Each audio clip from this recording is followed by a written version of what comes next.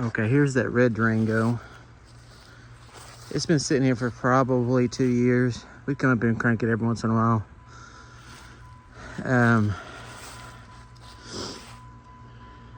Let's see.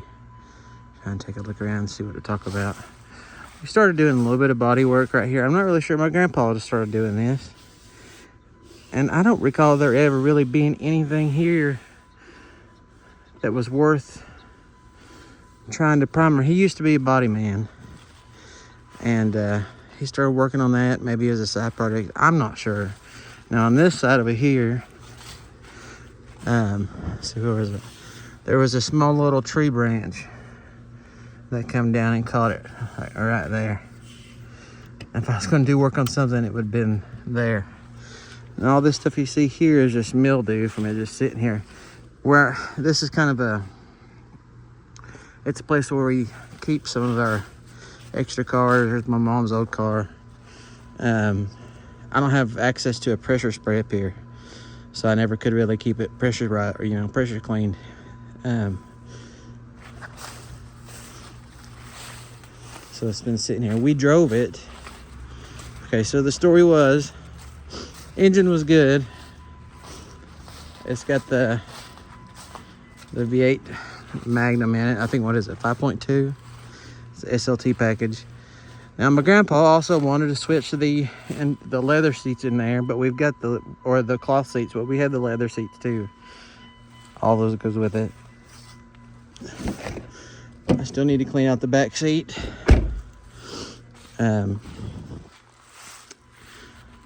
It's got good tires on as far as that goes. They may have a little age, but I don't see any dry rot. No cracks. Not from looking at these anyway.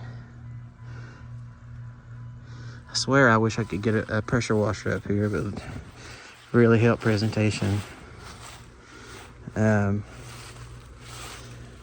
One downside, I guess, would be this. You'd have to cut this off because we don't have the key to that. Personally, myself, I don't like driving around with a trailer hitch.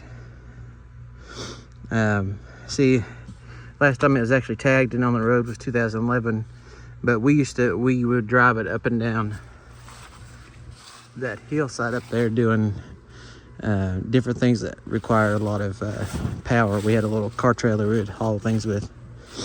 So anyway, we had the engine was good. There's so many miles around it. See, it's got the little wood grain and all that. See, it's a correct package.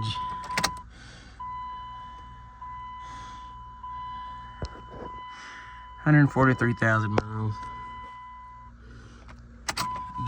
So what we did, we took that black Durango that we found, that the basically from the driver's, well, probably from here back was good. The front clip was gone, so the back clip was there. The transmission was good, engine was bad. So we took the transmission and put it in this one because it was starting to slip. So whenever we did the transmission swap, I don't think we drove it up this hill. I don't know if you can see how steep that is from here. But it's steep. Colorado has a decent enough hard time getting up through there if you're not four-wheel drive. But we drove this behemoth up here and parked it where it is now. And that's where we stopped. After we stopped after we stopped the transmission, we just stopped and didn't mess with it anymore. I think.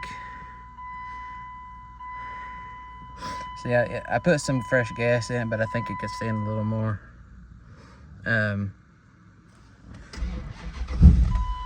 See, it turns over just fine. It will hit. So I think it's just, it needs a little bit of TLC.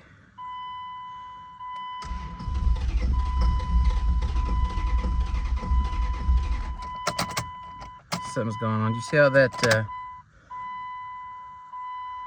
fuel gauge went all the way up? I may need a pump from it sitting here for so long. I just noticed this cracked windshield too. I'm not sure how that happened. It's kind of in the middle of nowhere. These were nice vehicles back in the day. I hate the way that they depreciated. They depreciated way to nothing.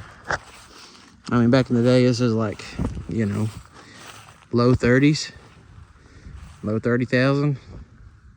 And today that would be, what, 60 with inflation?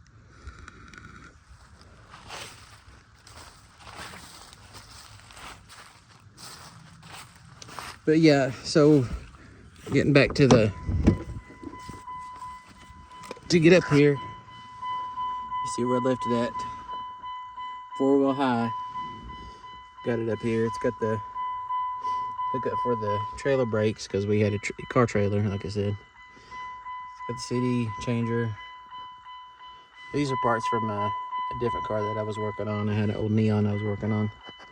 I need to get it out of here. I have no idea about the air conditioner.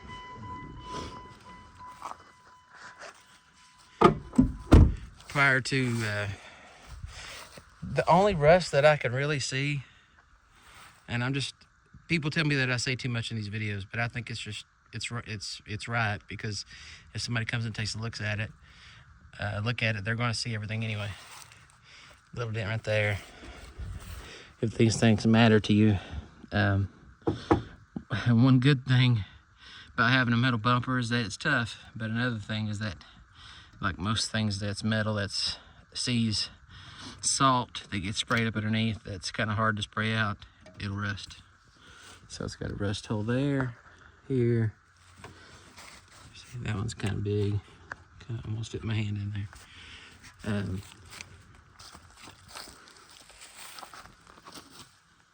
This one right here looks like it's starting. Yeah, that's kind of thin right there. So this would be another one of those utility vehicles that you could haul something with the torque that this V8's got. Let's see.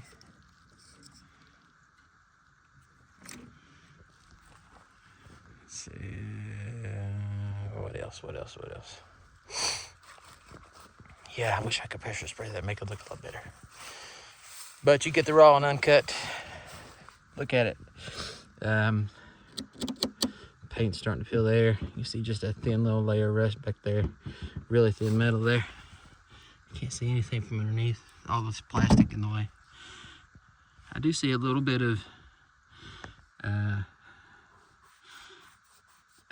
crack on the rubber there. Where's the date stamp? I'd have to look around there in different places and different tires. I doubt you'd be taking any long distance trips in this thing anyways, like from here to Cincinnati or something, you know. It's more of a local hauler. Let's see the subframe here.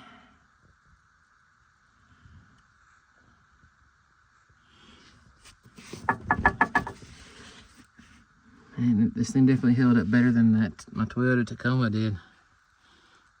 Jeez, that Tacoma, that frame rusted away to nothing. And let's see, 8 years. You think Toyota being what it was, that they would have rust protection figured out by now. Doesn't see anything going on with the radiator or condenser. Thing is, I don't understand why it will kick over like that and not keep going. Like I said, that might be the or it's been sitting here for too long. It may need well, fresh gas for sure. But who wants to dump $6 worth of, or 6 gallons worth of fresh gas into something that's just going to sit? The red paint is actually not bad. A lot of red paint from Dodges, they fade really bad.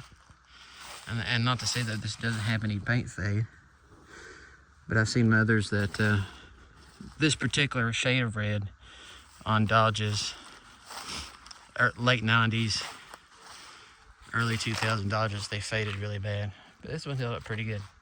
Some of the weather stripping starting to come loose, or, you know, flake. Let's see, what else I can show you about it. Top, no sunroof. It does have the roof racks, which are removable. You know, if that matters.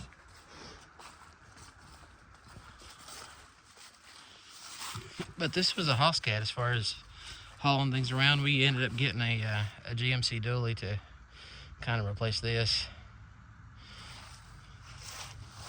Let's see if the rocker panels on this. Yeah, yeah. Okay. Got some typical rust issues along the bottom of the door frames.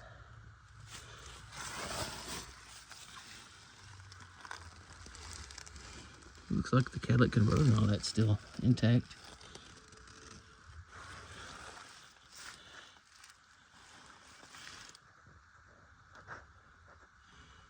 Which, living where I live, that's kind of something to be proud of.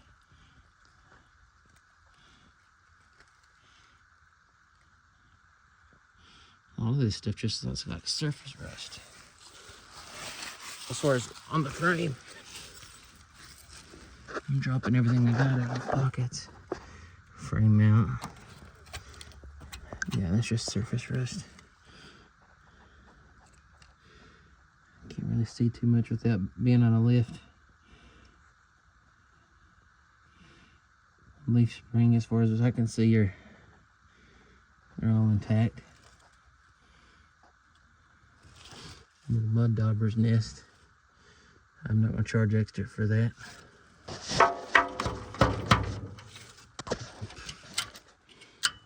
I'm just gonna be honest with y'all. I mean, this is a, what is it? Yeah, look at that. Look at that. Oh shoot. Probably shouldn't have showed you that one. Yeah, that one goes up in the door panel. May wanna do something about that. If we been driving it all the time, it's gonna be loud.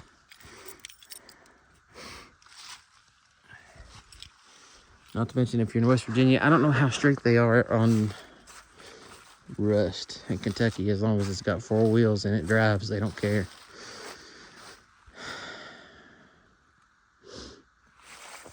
I'll try to crank this up one more time.